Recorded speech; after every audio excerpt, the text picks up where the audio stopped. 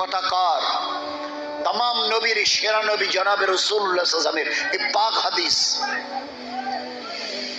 একটা হায়াত দিয়েছি, আল্লাহ বলছেন একটা হায়াত দিয়েছি, নিল্লাজি হায়াত আর মৌতের মাঝখানে, হায়াত আর মৌতের মাঝখানে নিল্লাজি খালাকাল মৌতা ওয়াল হায়াতা লিয়াবলুয়াকুম আইয়ুকুম আহসানু আমালা।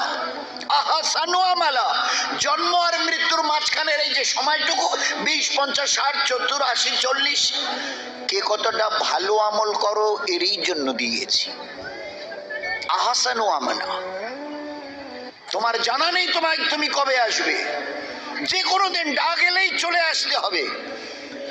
যদি আমাল করে আসতে পারো বেঁচে যাবে, আর যদি আমালকে বিগড়ে আসো তো আযাবের জালে ফেসে যাবে।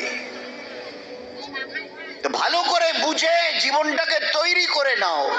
একটু খালি ইবাদত, আর ইবাদত আর দিন একদম হালকা জিনিস, হালকা হালকা।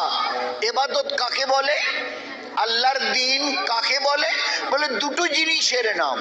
কটা জিনিস ভাই? দুটো।